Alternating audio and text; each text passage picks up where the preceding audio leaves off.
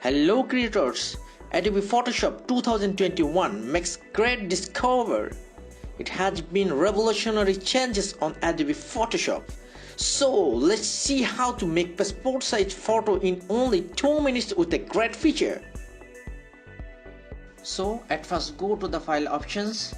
After then open the file and select the photo to import. After then select object selection tools. Then select the photo.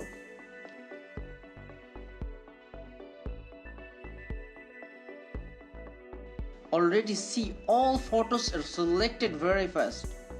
Full photo, the selected with the edge of hair and all body. This is the great tools of Adobe Photoshop 2021. Now take a new document, set the passport size. After then create the new document. Select the selected documents.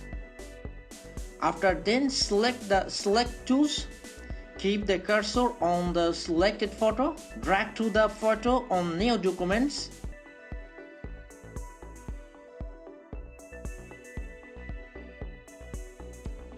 Adjust the photo.